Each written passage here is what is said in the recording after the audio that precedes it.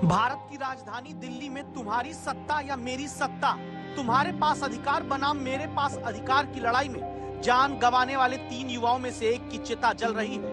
ये चिता उत्तर प्रदेश की श्रेया यादव की है। श्रेया की तरह नेविन और तान्या को भी दिल्ली की सियासी लड़ाई ने मारा है। श्रेया की चिता तो जल गई, वही सियासत अपने काम पर लग गई। दिल्ली में एक तरफ केजरीवाल सरकार को जिम्मेदार ठहराकर बीजेपी नेता और कार्यकर्ता आम आदमी पार्टी का दफ्तर घेरने पहुंच गए। 3 नौजवानों की चिता जलाकर पानी की धार राजनीति ने अपने सीने पर लेना शुरू कर दिया।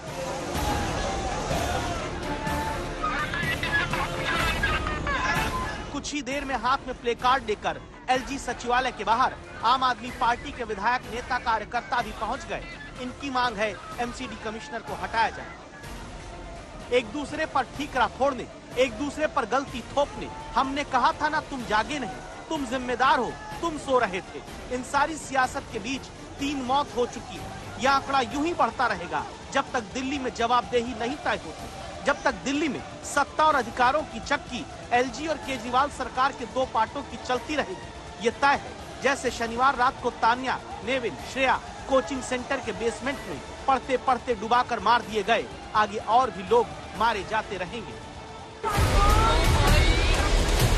जो अधिकारी इसमें दोषी हैं उन सबके खिलाफ कार्रवाई। कैसे वो इलीगल बेसमेंट चल रहा था, कैसे उनको एनओसी मिल गई? नतीजा अभी भी ढाक के 3 पात।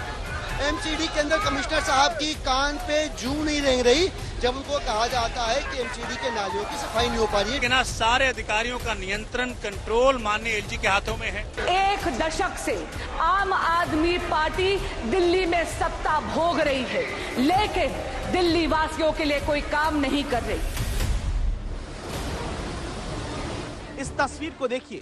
शनिवार रात जिस राउज आइस कोचिंग के बेसमेंट में पानी भर रहा था, एक के बाद एक कई युवा तो अपनी जान बचाकर यहां से निकाले गए, लेकिन इसी बेसमेंट में बाढ़ की तरह दाखिल हुए 10 फीट गहराई वाले पानी ने 3 युवाओं को मार दिया। और 3 मौत के बाद दिल्ली में हो क्या रहा है?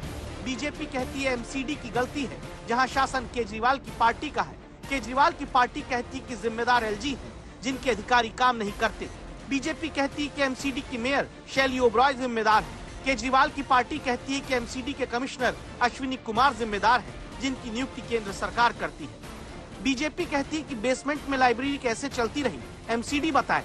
केजरीवाल की पार्टी कहती है कि बेसमेंट में लाइब्रेरी कोई 1 साल से थोड़े ना चल रही थी, 9 साल तक तो पहले बीजेपी ही एमसीडी में थी। बीजेपी कहती है कि केजरीवाल सरकार के अधीन आने वाले दिल्ली जल बोर्ड ने नालों की सफाई नहीं कराई।